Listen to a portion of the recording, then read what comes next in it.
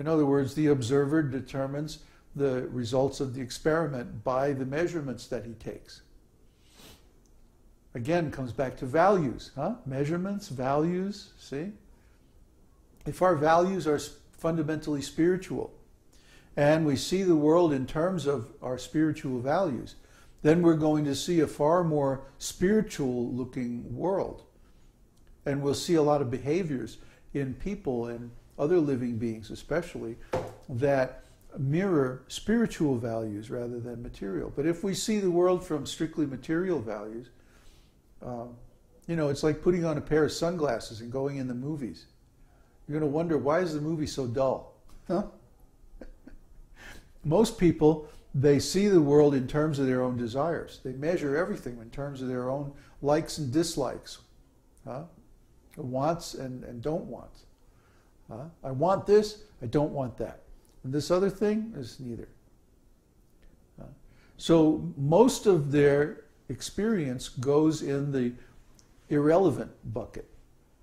It's neither something that they want nor something that they don't want. Huh? And then what's left gets divided between want and don't want, like and don't like, accept and reject. This is a mental platform. It's the platform of desire. I want this, I don't want that. And because people look at life this way, they see everything in terms of their own desires. This is a very childish way to look at the world.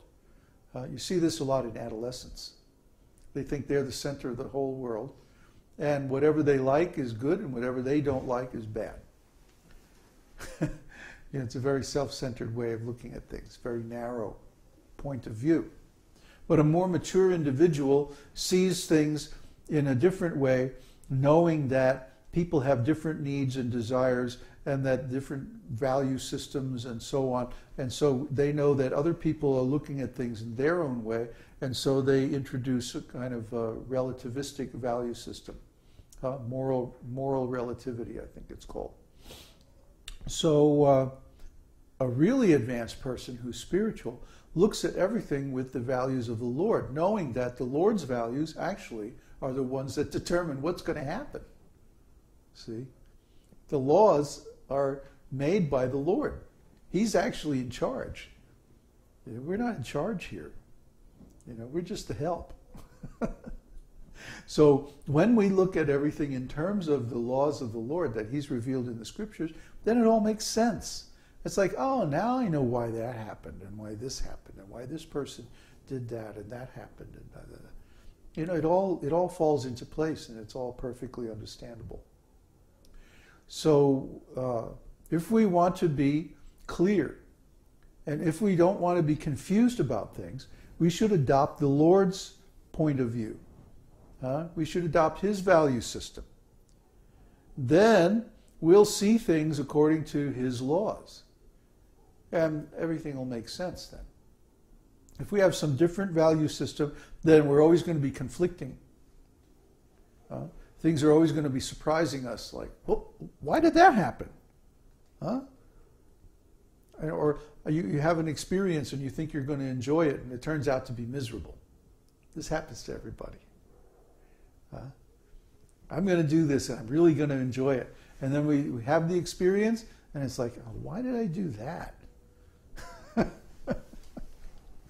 This is because our values and the Lord's values are different. If our values match His values, then everything is very predictable. We know going into something how it's going to turn out in the end. Another good reason to study astrology. Because by studying astrology, you can see very, very clearly what the result of taking certain actions is going to be. If your karma is such that you're going through a rough patch and life is difficult, there's nothing you can do that can change what's going to happen. But you can change how you look at it. There's a saying, pain is inevitable. Suffering is optional. Did you get the distinction? Pain is going to happen. It's just like right now it's winter here. It's cold. It's inconvenient. you have to put on so many layers of clothes and put on boots if you go outside and like that. We have to keep the fire going or keep the heater going, or the rooms get very cold. So it's inconvenient. It's a pain, you know. So pain's going to happen, but do we have to suffer? No. No. We can just tolerate it. We can just accept it. We don't have to lament about it. You see, that's the difference. That's spiritual values. Spiritual values say, okay, well, winter's coming. You know, we had a nice summer. Now it's winter. Okay, so we just have to tolerate it without being disturbed, because we know spring is coming and the summer's going to be there. It's going to be nice again. So, you know, it's just a temporary condition. And we do the needful. Put on the extra socks and, you know, take the extra trouble, whatever it is. So, yeah, pain is always going to be there because we're in the material world. But we don't have to let it become suffering. Only if we lament about it. Only if we get upset about it. Then it becomes suffering. Only if we resist it. But it's God's law. The earth is tilted 23.5 degrees on its axis, so as it goes around the sun, it's going to get hot on one side, and then it's going to get cold on the other side. You know? That's just the way it is. And, you know, we have to go along with that. I mean, I suppose we could get on a plane every 6 months and go where it's warm. That's the next stage, I guess. But anyway, please try to understand. Ontology is very important for having a value system that matches actual reality. So if we have the ontology of the Vedas, then everything will be perfectly clear and we'll understand everything that's going on. Especially in our own consciousness. Any more questions?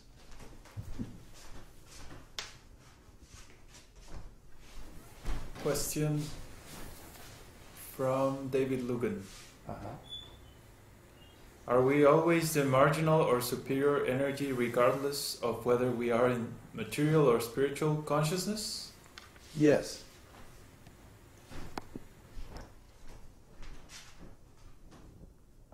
Thank you.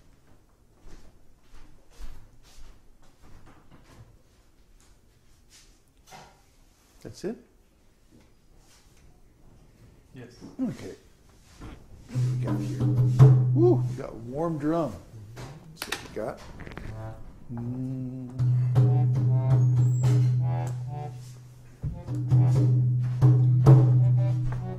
Huh?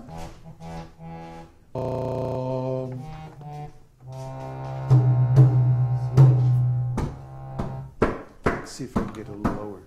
Lower than B flat. Oh, it's going to go up again. Namaste Narasimhaya. Namaste Narasimhaya. Prahlada Lada Dayine. Prahlada Lada Dayine. Hiranyakashi Purvakshaha.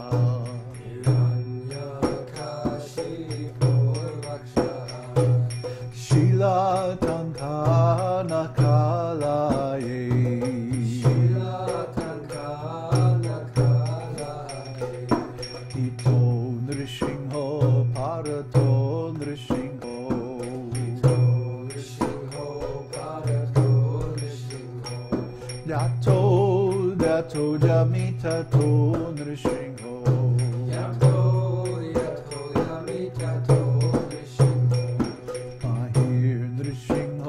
Hridaye Nrishingho. Mahir Nrishingho Hridaye Nrishingho. Narasingha Mading Sharanam Prapadye. Narasingha Mading Sharanam Prapadye. Tavakara Kamalavare.